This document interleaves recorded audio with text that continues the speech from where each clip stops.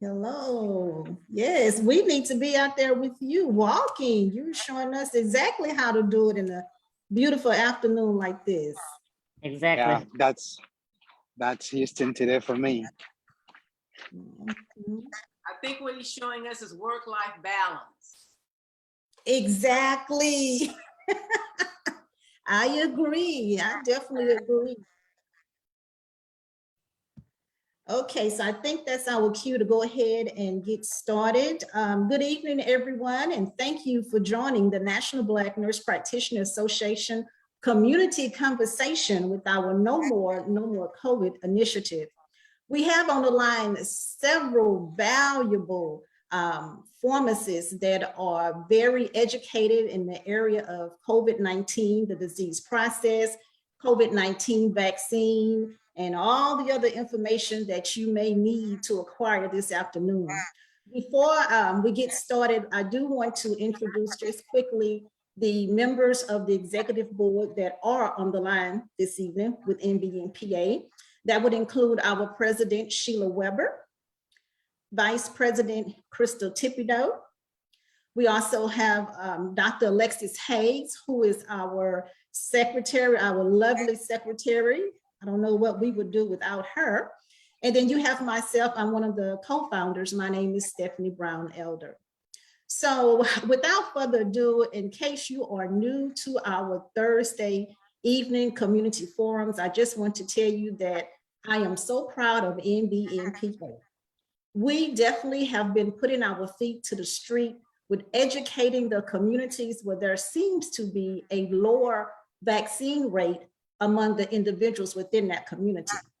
We're doing things such as going to Family Fun Day at the park, in which we had on Saturday, and had an opportunity to be around greater than 1,000 people that we could actually come in contact with if they passed up our booth. We also want to thank some of the pharmacists who are online. I'm referring to Dr. Chandler as Dr. Chandler because I want to mess up that last name. But he and one other pharmacist were so gracious to come out and enjoy with Dr. Alexis Hayes at the barbecue hut off of Homestead and not one of our zip codes 77028. So I definitely want to thank them. And then again, thank them for coming on tonight. We have some dynamic, educated individuals who can help you maneuver through the information that you may need to acquire to encourage you or a family member to become vaccinated with the COVID-19 vaccine. Without further ado, I'm going to turn it over to our pharmacy team that will be led by Dr. Chandler.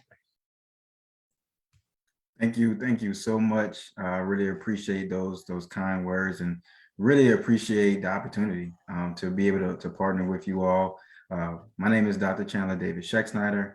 I'm a clinical pharmacist practitioner and I'm head of community and capital at Pharmacy Initiative Leaders, also called PILS. And PILS is an organization, a social enterprise started in 2016 that's really dedicated to changing the look and feel of healthcare at every stage. And we do a lot in the community as well as within our internal community with pharmacists, with our students. And we're really trying to elevate our community at every stage and really trying to make sure that, you know, our people are empowered. And how we can do that is one of these ways is partnering with NB&PA. So once again, we really appreciate the opportunity to be here to help educate our communities. I have the really great honor of introducing two amazing pharmacists and just people in general, that being Dr. Yewande Dayo and Dr. Xavier Hill. Dr. Yewande Dayo, we were actually co-residents at Micaela VA Medical Center during our PGY 2 years, me in ambulatory care, her in infectious diseases, and you know we connected since then. And she's currently a systems antimicrobial stewardship pharmacist at Oshna Health, as you can see from her background, and then also from Dr. Xavier Hill. And we've known each other since 2011 at the Xavier University of Louisiana, one of the greatest universities ever. And we definitely connected since then. And now he's infectious diseases clinical pharmacy specialist at Long Beach VA Medical Center. So and he's, you know, they're both two of our PILS ambassadors as well. So once I'll stop talking and really give them the floor and to be able to help really bring things into perspective for COVID-19. So take it away.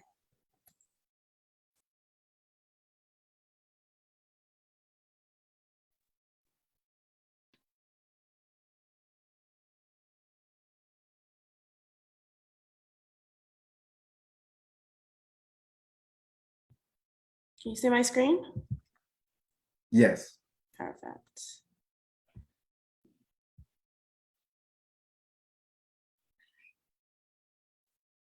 Okay, thanks a lot for that introduction, Chandler. As Chandler mentioned, I'm Dr. Yewande Dayo, currently working as an infectious disease antimicrobial stewardship pharmacist at Ochsner Health in Louisiana.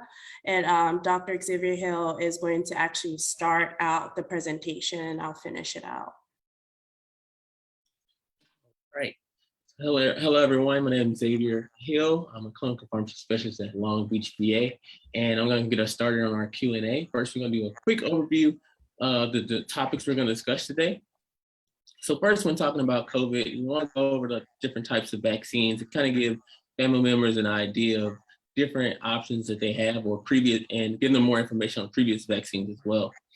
We're also going to go over the coronavirus spike protein mutations and how we get our different variants. I'm going to talk a little bit about the Pfizer COVID vaccine studies, the Pfizer COVID vaccine in children and adolescents, the Moderna COVID vaccine studies, and then COVID-19 vaccine in pregnancy.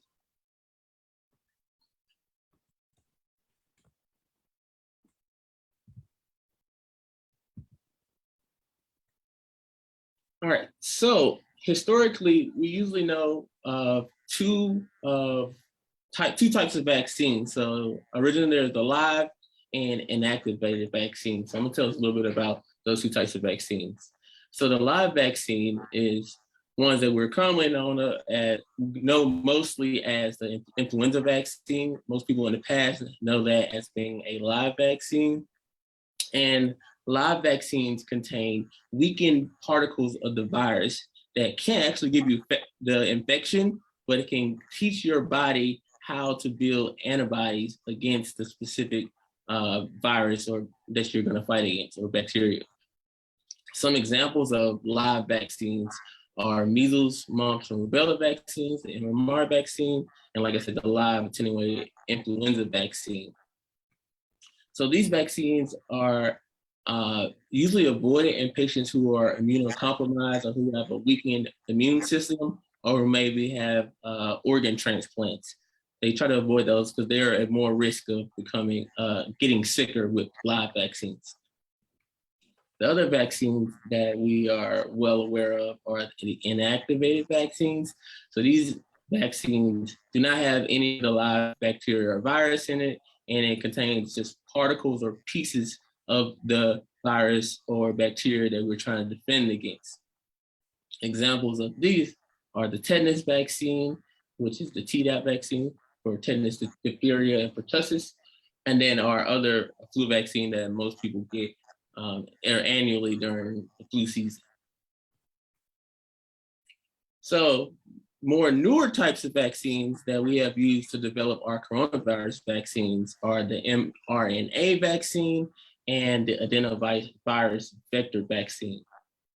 So the mRNA vaccine, which is the vaccine that was used to develop the Pfizer and Moderna vaccines, these vaccines basically teach your body how to make the proteins so that it can basically code for the antibodies needed to fight against the COVID infection.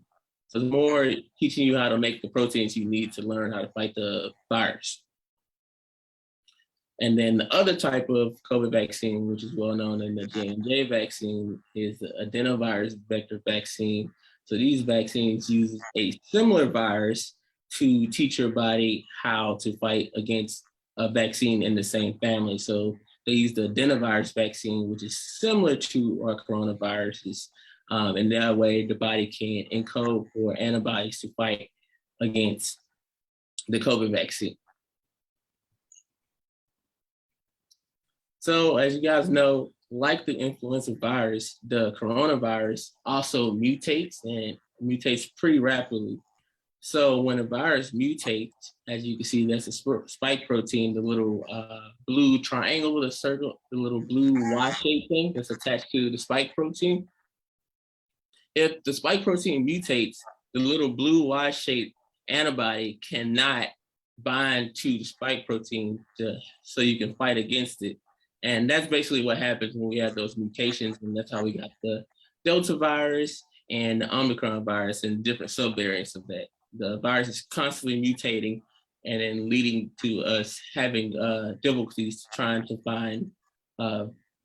use agents to fight against it, and they make our vaccines less effective. Moving on to our Pfizer COVID-19 vaccine clinical study. So this study here had over 37,000 patients, 18,800 got the vaccine and 18,800 received the placebo. Of those 37,000 patients, about 3,400 were Black. So we have a decent representation of the Black population. 10,000 were Hispanic, and then 201 were Native American. And about 42% of those patients were greater than 55 years of age. In this case, so they saw that the effectiveness was 39 people got infected versus 82 people infected after the first dose. So the 39 were the people who only got one dose of the vaccine, and the 82 were the people who had the placebo, so they didn't get the vaccine. And then after the second dose, you see that 8 patients versus 162 patients were affected. So this shows a 95% effective rate following the second dose. And as you see now, we need more booster vaccines. So basically, over time, that effectiveness, we found out that it waned overall. Later in the course. So you have to get a booster to get your levels back up to have that same amount of effectiveness. As far as severe cases, there were only 10 severe cases for the population group. Out of the patients that were vaccinated, only 1 patient had severe COVID-19 infection. And the side effects are generally mild. They're headache, infection site tenderness, and then low-grade fever. Those are the general ones that you get, and you can treat those with general acetaminophen or ibuprofen over the counter to help treat that general side effects. Now I'll hand it off to Dr. Dayo so she can continue talking about the vaccines in children. Awesome. Thanks a lot, Xavier.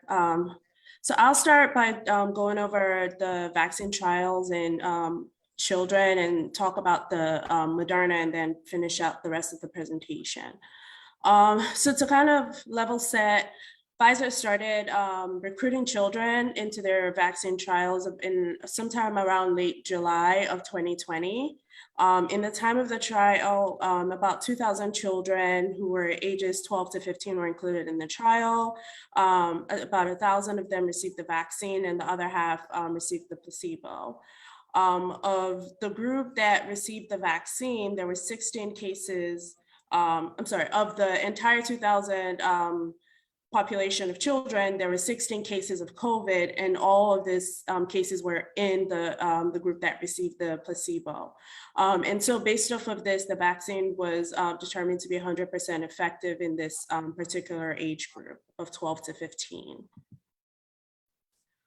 So to get to this point, they started with a phase 1 study, which was their dose finding study.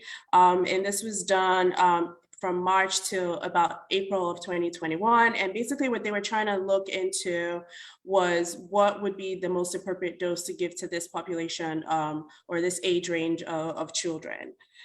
In that phase 1 study, there were about 48 children, and they tested 3 different doses. They had the 10 milligram, 20 milligram, and 30 milligram dose of the vaccine. And they compared those patients to patients who were age 16 to 25 and received 30 milligrams of the vaccine. And basically what they found out was that there were similar antibody responses and less adverse events observed when patients were given 10 milligram doses versus those patients who got the 30 milligram doses. So comparing the age 5 to 11 patients that got 10 milligrams to that age 16 to 25 that got 30 milligrams, they had similar antibody responses and less adverse events. And so From that point on, they moved into their safety and efficacy study. This was done sometime in June of 2021. And basically they had 2,300 children in that population. 1,500 of them got the vaccine, 751 did not get the vaccine. 99% of those that got the vaccine, so 99% of that 1,500 group of patients got the second dose. Of that population that got the vaccine, 3 children developed COVID and 16 children in the placebo group developed COVID. So based off of this data, it was determined that the efficacy in this population of patients, so meaning the age 5 to 11 group, was 90%. Again, very similar adverse events reported as seen in adults. This is the adverse events reported within the study, the most common being injection site pain. And then there was more of the fever, fatigue that were also reported, which were more systemic. And pretty much everything that was seen in the study were adverse effects that were easily manageable with over-the-counter medications. So going from that into talking about the seriousness of COVID in children, because I think this does a really good job of highlighting why vaccinating this population or that age group of children is very important and is a very helpful tool. So multisystem inflammatory syndrome in children in the United States is a very serious complication of COVID that we see in children. It's a rare condition, but it's rare in the sense of how frequently we see it, but we see it enough that it is concerning. And so basically it is a syndrome where multiple body parts, organ systems are affected and they all become inflamed. So this is the heart, the lungs, the kidneys, the brain, the skin. It is more common in children than in adults, and it tends to have a higher predilection in male children. Since November of 2021, there have been 5,526 MIS-C cases and 48 deaths. So while it is a rare condition, 5,000 children in the United States is 5,526 too many to have had this unfortunate complication and 48 too many deaths from it. The important part to highlight, especially for our minority or minoritized group patients, is that 60% of these cases are identified in minority patients.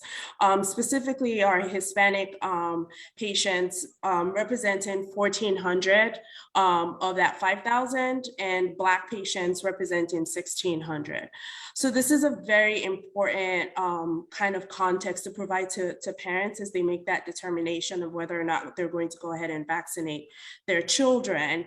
While this is still a rare effect of COVID that we do see it enough, and we tend to see it more in minoritized children. And so weighing that risk versus the benefit, I can't predict, and neither can most people predict, which child is going to actually have MIS-C. And so that's one of the reasons why vaccinating them and hopefully preventing or protecting them from COVID is a very important strategy. So I'm going to talk about the Moderna trials just to help us understand kind of what the data is behind the EU for Moderna in this population as well. So in terms of the Moderna trials, and this first slide is talking about adults. There were about 30,000 people enrolled total in the Moderna trials, 15,000 in the vaccine group and about 15,000 in the placebo group. Of the racial breakdown, 10% were African-American, about 20% were Hispanic, and just around 1% were Native American. So while it's not a perfect representation of the breakdown of these populations in the United States, it is better than a lot of the studies that we kind of use to make determinations of how to treat our patients. 24% about of these patients were 65 or older. So that's another important kind of data point to understand, because this also justifies why we need to vaccinate our elderly patients, because they were very well represented in the studies. And so the data actually is strongest for that population.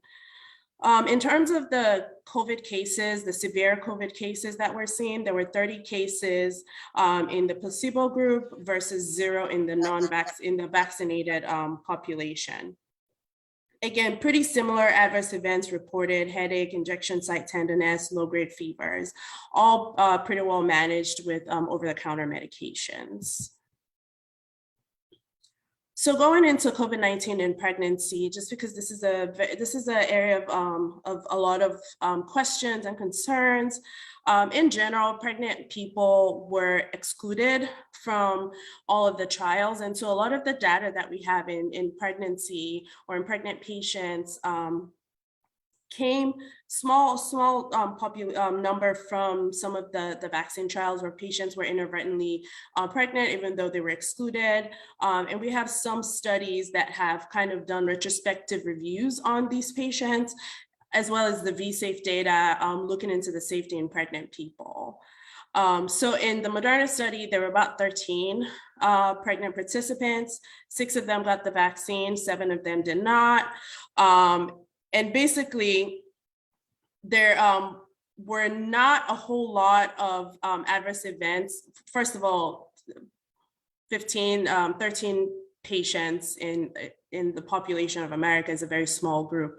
But while we did see 3 of the patients get poor pregnancy outcomes, these were mostly patients who did not receive the vaccine. But I would caveat this again: 3 patients is not enough to actually really base a lot of data off of, but it's encouraging news.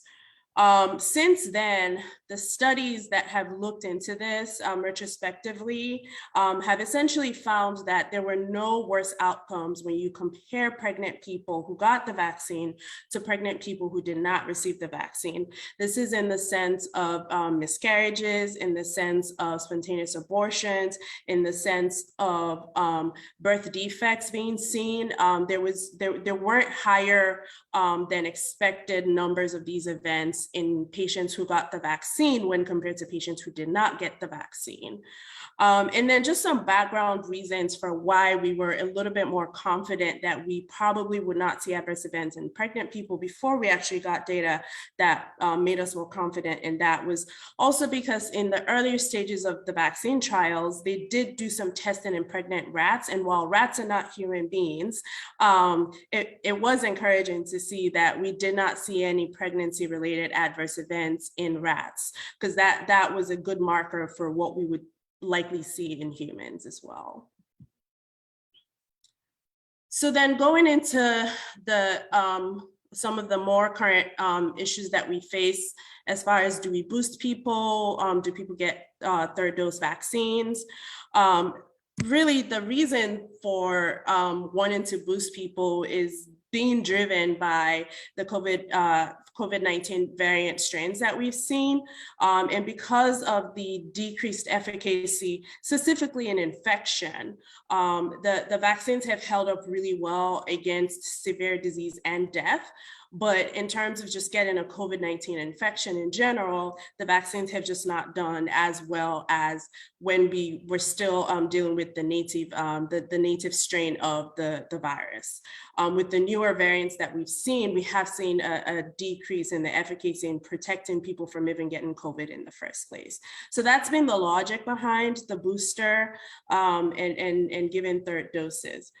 So basically, a lot of the data that's come out has shown that when you boost patients or give 3rd doses, specifically 3rd doses usually refers to our immunocompromised patients, we see an increase in the antibodies that they're able to have circulating, and this translates into better protection against infection.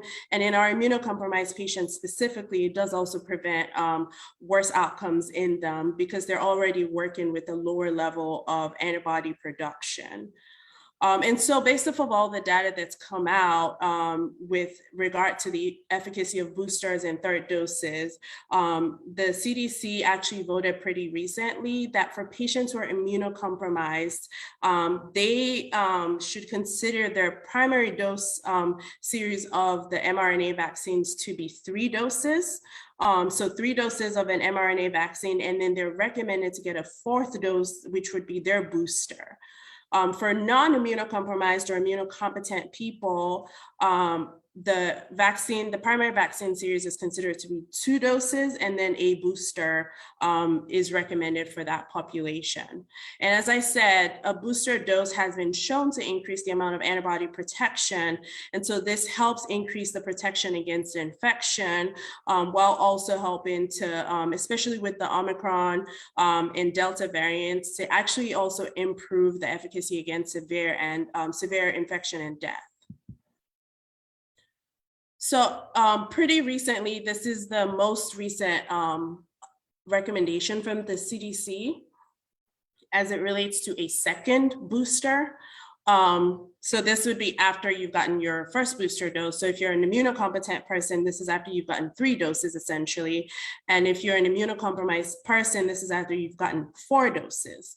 They basically recommend that after you've gotten your first booster dose, 5 months after that, you should get a second dose of let me level set. If you're immunocompromised and you've gotten your 3 primary series, 5 months after that, you should get a second dose of your first booster. And this applies to everyone who's age 12 and above. So if you're age 12 and above and you're immunocompetent, 2 doses and then 1 booster, your booster should be 5 months from your last dose. If you're immunocompromised, 3 doses and then 1 booster dose, and that booster should be 5 months after your last dose.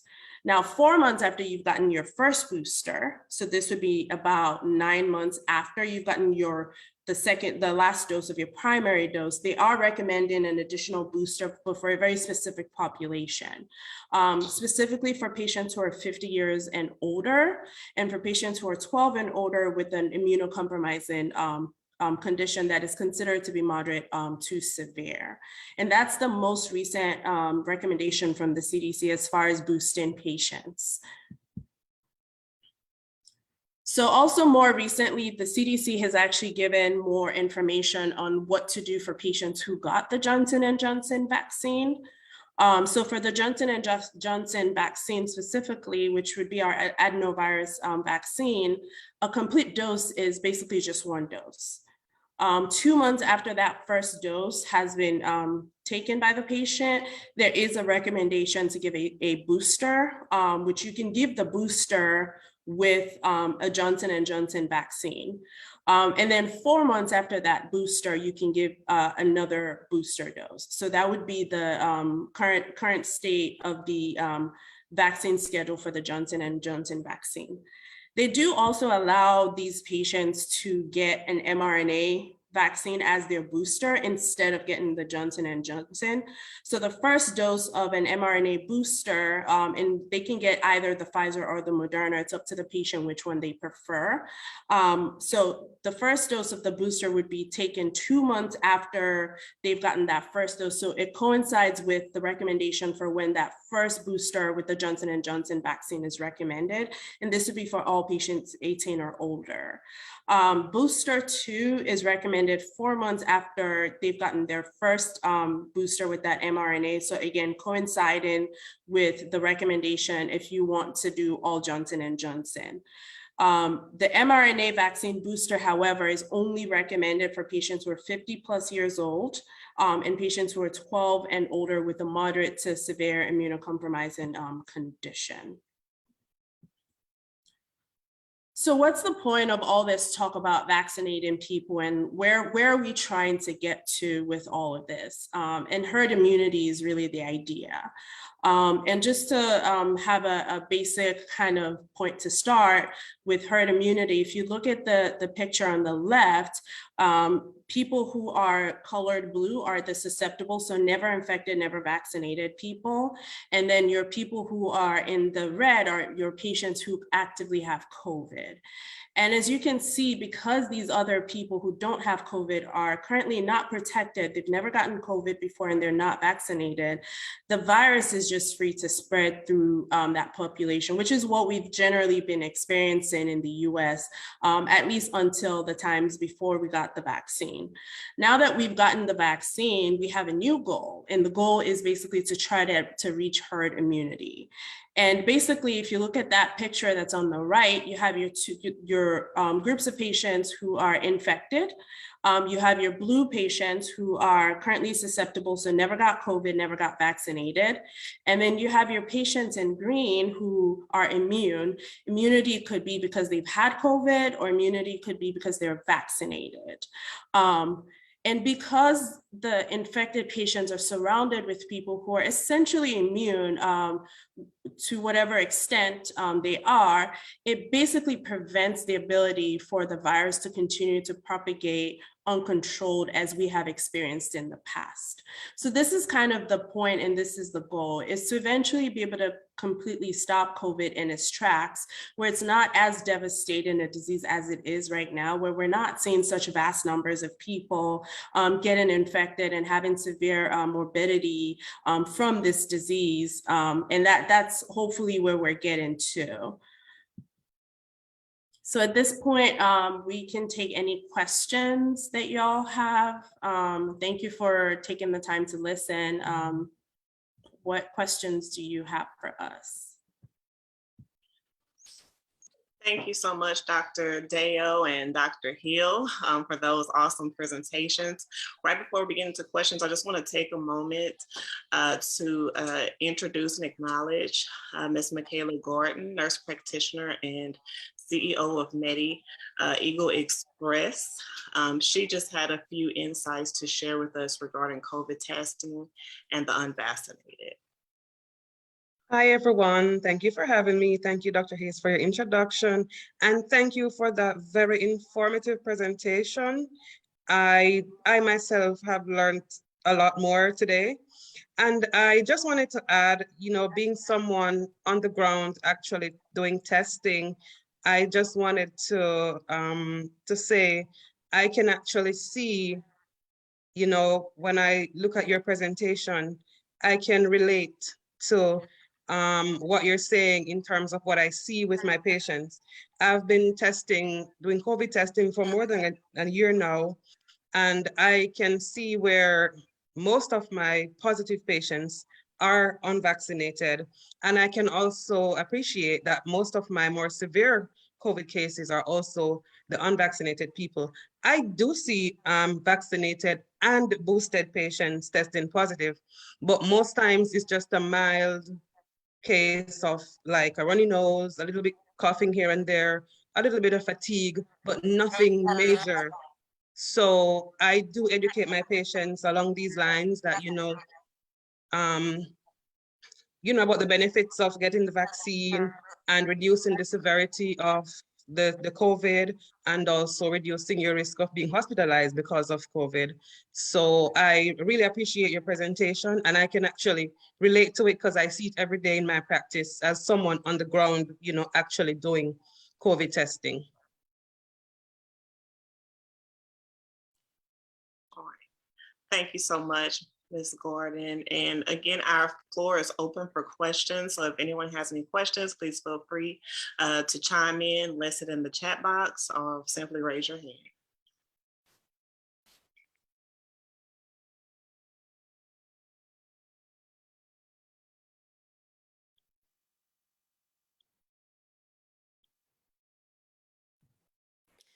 So I'll just go ahead and comment. First of all, I just want to again thank the presenters tonight, Dr. Dayo and Dr. Hill.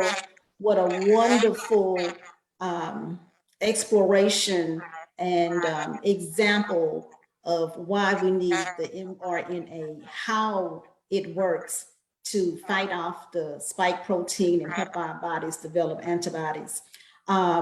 One of the things, just quickly, so as a local healthcare provider, I have a lot of patients that come in, and just in plain simple terms, and this could be open to any of our providers that are here tonight, in plain simple terms, I always have patients that ask this question, and which we have answered, but just in case if they missed it, if they got on the line late after Dr. Hill completed this presentation, they always ask, why?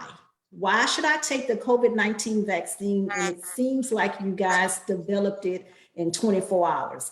It takes all the other years to get together all these other vaccines, and you're going to tell me that I should take this COVID vaccine and you just got it together last night. So if any of our other professional providers would like to elaborate, please do.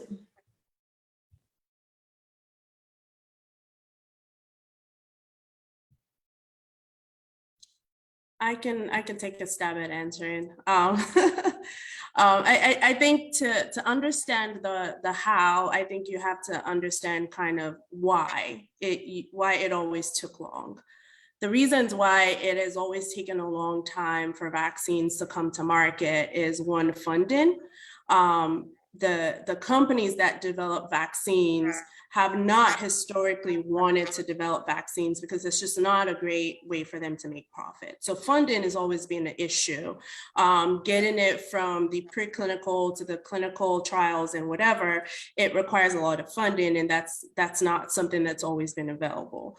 The second thing is resources. For example, the mRNA vaccine that we were able to use to develop the Pfizer and the Moderna vaccines, that technology took 20 years to develop. So in that context, why did it take 20 years? It took 20 years because so many different people were working over the years on different aspects of it. And then came COVID in 2019, 2020. And basically the world stopped, right?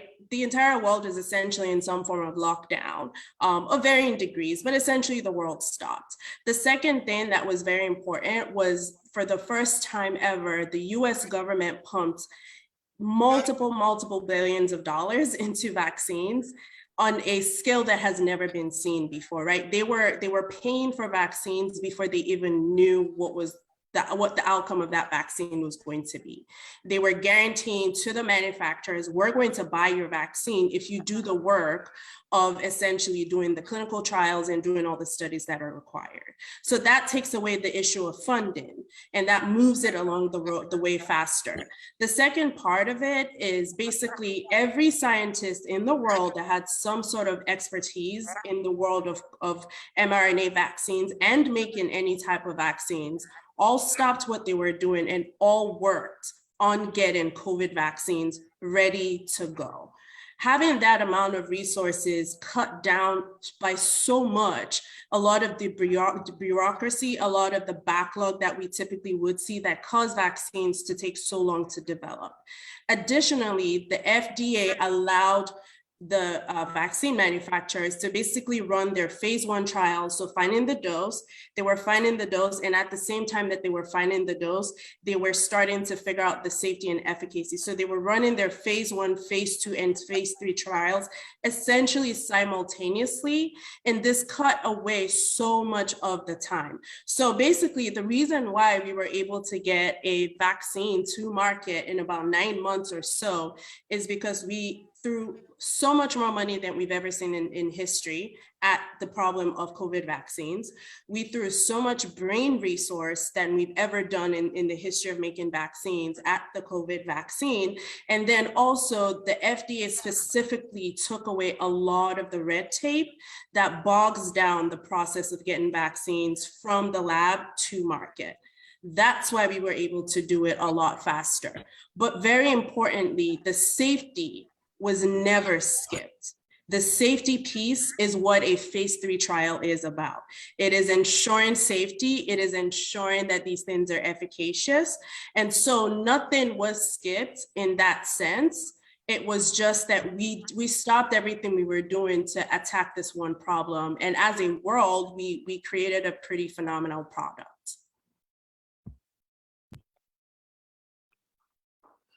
Thank you for that lovely answer. Dr. Hayes? Yes.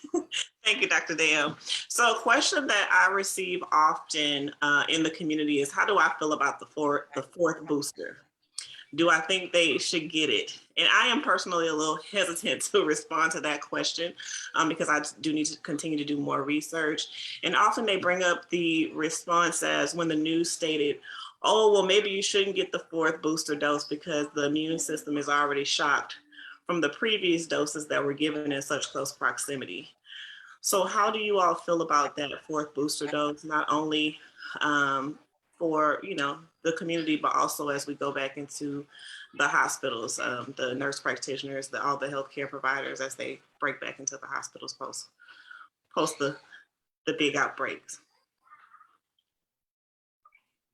Okay, I can jump on that one. Okay, so as far as the 4th dose, there has been a few studies they've done over in Israel, and the medical professionals have had mixed reviews. Some people feel like it's needed, some people not. But what we do know is that patients who are immunocompromised and who have more comorbidity, they're more at risk of still getting the infection, still having more complications, still staying in the hospital longer, even with the current amount of vaccines that they have now. So that's why the FDA, the CDC, decided to go ahead and approve the booster dose for patients greater than 65 because it will benefit them more because those patients are, better. Patients older than 50 because it will benefit them more because they have more morbidity and have more risk for developing complications if they get coronavirus.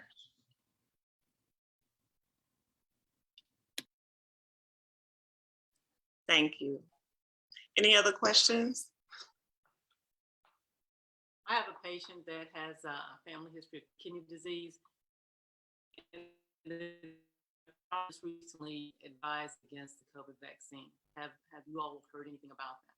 Patients that have a kidney disease and their nephrologist or their specialty doctor is against them getting the vaccine. Not specific to kidney disease. Unless the patient has a history of an anaphylactic reaction to one of the components of the vaccine, there is no medical justification for advising somebody to not get the vaccine. There's no pathophysiology that ties the vaccine to worsening his kidney disease. If anything, his kidney disease actually makes him more likely to have severe COVID and potentially die from it. And I think that that's probably the context that needs to be highlighted for a patient like that. There's no pathophysiological reason why if you get the vaccine, your kidneys are going to die tomorrow. It just does not work that way. The vaccine is gone from your body within 24 to 72 hours, all of the components of it. So there's no reason why it would worsen. There's no mechanism of how it would worsen your kidney disease. And so that removes that concern. And now the real concern should be, can I get sick enough with COVID where I end up in the hospital and on a ventilator for a very extended period of time? And can I die from COVID? And the answer is yes, very real, and it happens and we still see it. And that would be my answer. But from a medical perspective and the data, there's no data to back up that kind of recommendation, in my opinion.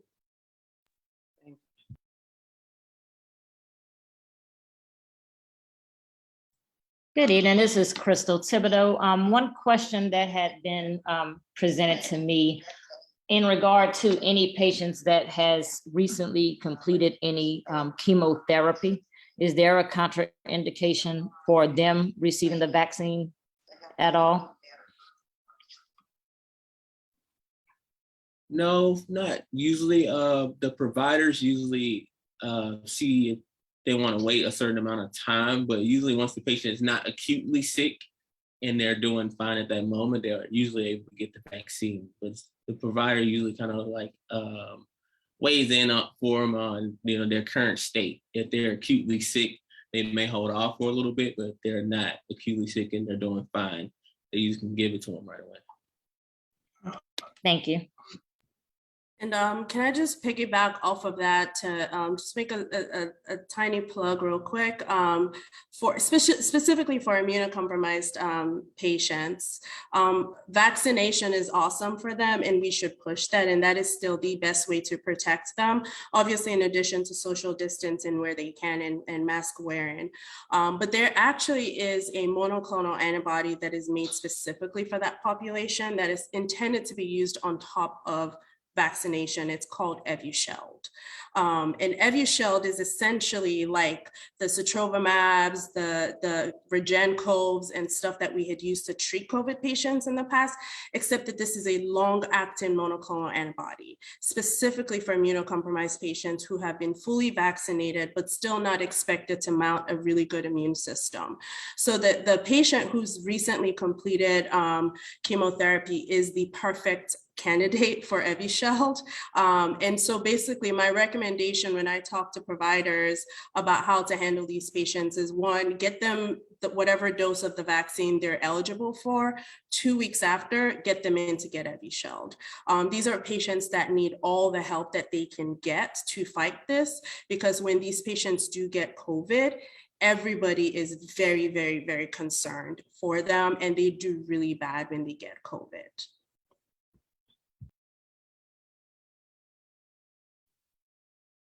Thank you for that answer, Dr. Dayo. Dr. Chandler, just quickly, I know you had an opportunity to go into one of our neighborhoods that we're specifically targeting with the low vaccination rate. Do you care to share what were some of the myths or questions that you encountered during our community outreach this past Saturday? Oh, that's an excellent question. So I definitely had a great opportunity to, and it's been great to get out into the community, right? Because of the COVID-19 pandemic for the past 2 years, it's been hard to do that. So I thank you all for offering the opportunity for me to get back out there and see what's going on. And so it's great that you asked me that, because it's actually a question I wanted to propose to Dr. Hill and Dr. Dayo. But what I saw there is that mostly the elderly population, a lot of them were vaccinated. A lot of them were potentially had booster doses as well. What I saw often with middle age or even younger people, that either they had not been vaccinated or they've gotten the first two, which is the dose series for Pfizer or Moderna or even Johnson & Johnson, but not have been boosted. And a lot of the myths that and some not myths, some of the myths were that, for sure, like, I don't want to continue to put poison in my body. And then one thing I want to ask you all was that there are, some concerns, which is, some real concerns about, the potentially increased risk for myocarditis, specifically in young males. So Dr. Dayo and Dr. Hill, can you kind of put that in perspective for patients as well as healthcare providers? Like, what is the actual risk of myocarditis with COVID-19 vaccines?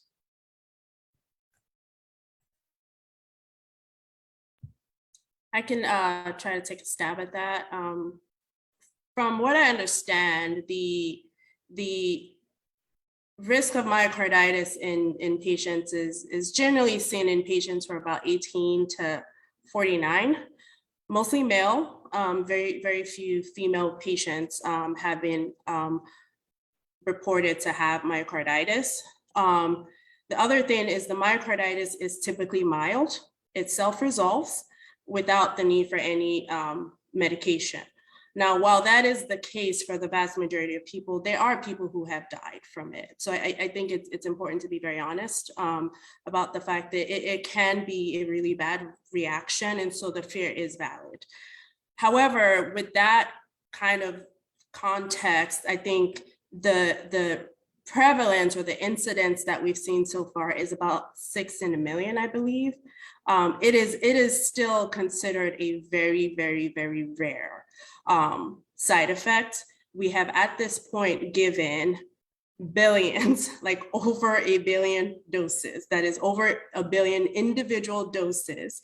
If you take 50% of that, that is over 500 million doses of the vaccine, and the true rates of the true reports of myocarditis is in the few thousands. So that is very important context to put it in. And while I cannot predict who will get it and who won't get it and how bad it will be and all of that, it generally is mild. It generally is self-limiting and kind of resolves itself pretty quickly, but it is also very rare for it to happen. And so I think that's the information you give them and hope that like they kind of take time to germinate that and eventually come to the point where they're more comfortable with it. But I think it kind of has to be like an ongoing conversation that is kind of steeped in honesty.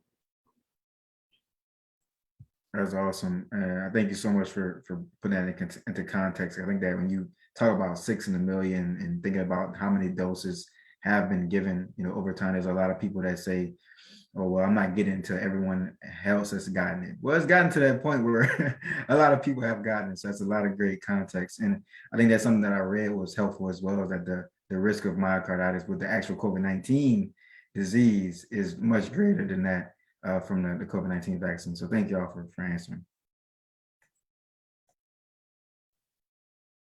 I would like to open the floor at this time. If there are any other providers who would like to make a comment, a suggestion, or even just care to share what your experience have been with the COVID-19 vaccines and some of the patients that you encountered, the COVID-19 vaccine within or among your own family, how you've had to educate them on the importance, or even just the COVID-19 vaccine when we consider other healthcare providers, because there are other nurses, pharmacists, and physicians who are still vaccine naive.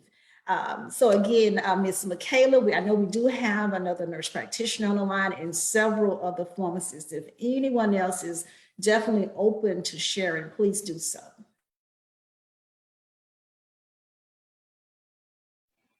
Hey, my name is Gordon. I just had one question.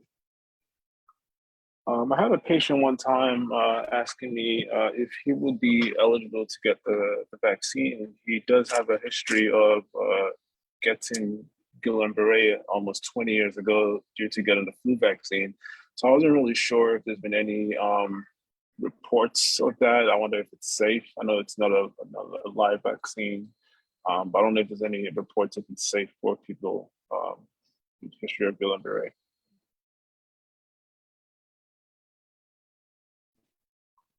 I can say something a little about that. Guillain-Barré hasn't been an issue with this current vaccine. I have patients who received vaccines here at RVA who had a history of Guillain-Barré syndrome. They tolerated the vaccine well. They haven't had any issues reported for it, as far as I know.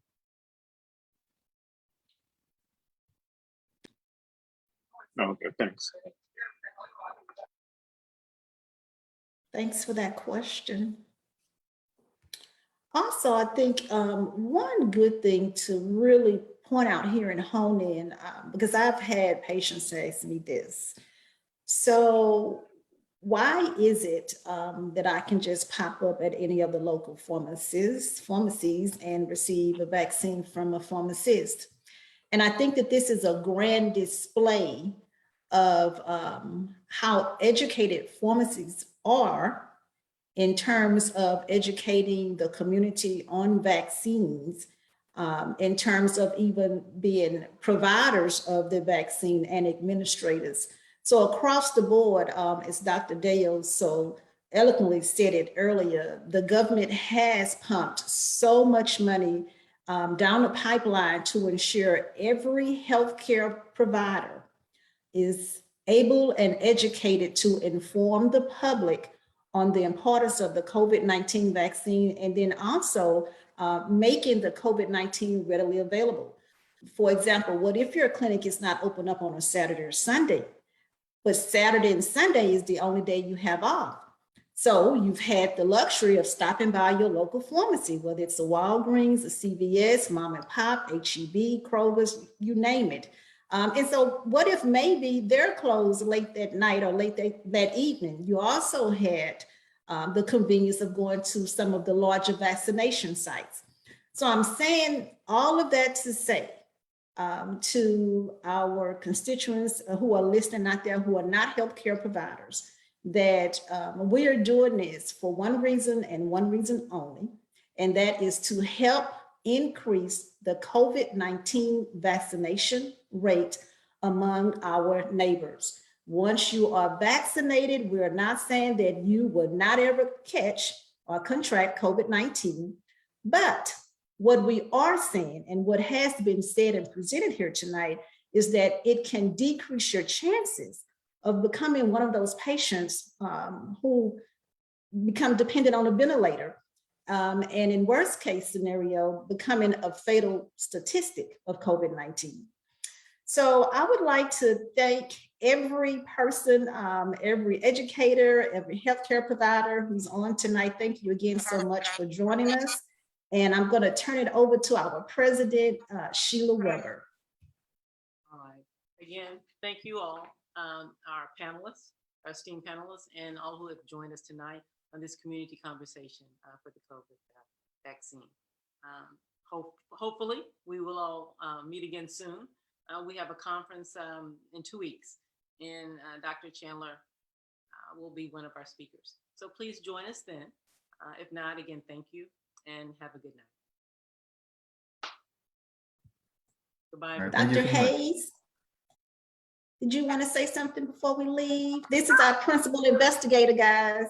Always have something to say. So if, Yes, if you have any questions or concerns, or you would like to volunteer to come and speak at one of our events or just to join us out in the community, please feel free to send us an email, nbnpas@gmail.com. We also are on Facebook, Instagram, LinkedIn. So please be sure to follow us to stay most up to date with the things that we have going on. I do want to send a thank you to Peels for joining us this evening and partnering with us and for their great support as well as education that they gave out tonight. They're on LinkedIn as well. So please feel free to follow and stay in touch with them with what they have going on. Thank you all. Bye, everyone. Good night. Good night.